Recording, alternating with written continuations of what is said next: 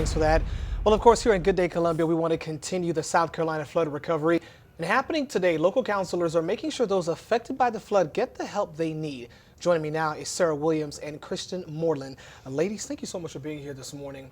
You know, we touched a little bit upon the physical point of the flood recovery. Many people have gotten some help with that, the rebuilding process, even funds.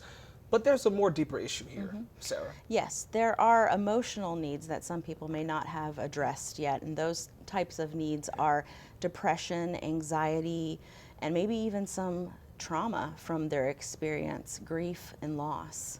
You know, one of the other things too that we've heard too from other experts, KRISTEN, is PTSD. We think about war, but we don't think about PTSD during a flood.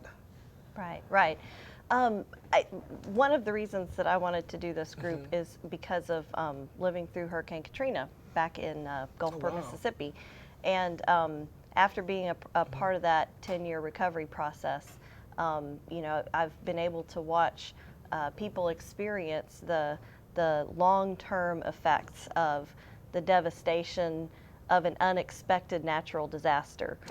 People don't see something like that coming in their lives, and it can induce anxiety, depression, but that can sometimes become more extensive, where people become completely disoriented in their lives. They have to regain a new sense of normalcy. Wow. You know, Sarah, this support group, as we talked about the support group forming, give us a little backstory about the support group. We decided as counselors from Palmetto Counseling Associates that we wanted to support our community, and both of us came up with this idea at the same time, and so we thought that a group format would be a good choice.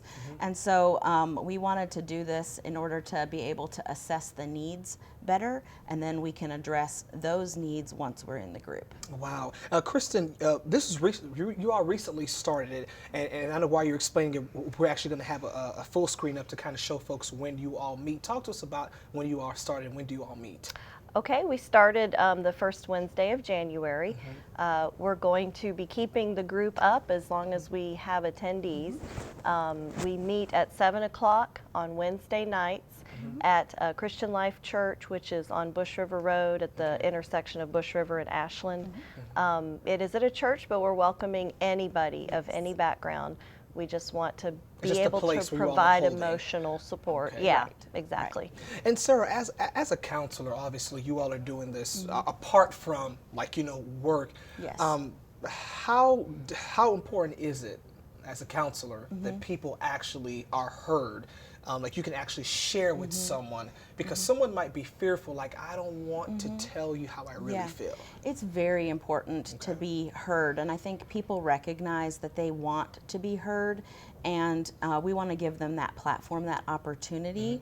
So we are encouraging people to come out tonight, and also that confidentiality is a part of our group, and it's a part of our philosophy as counselors. And so we want to build an atmosphere of trust, and so trust comes with keeping things confidential. Absolutely. Ladies, thank you so much for being here once again, folks. The South Carolina Flood Recovery Support Group, these local counselors took it upon themselves to establish it. They're meeting every Wednesday at Christian Life Church from 7 to 8, and like they said, everyone is welcome. It's just a building that they're utilizing for this support group. Thank you, ladies. Thank you. Stay with us, folks. There's more Good Day Columbia coming up after the break.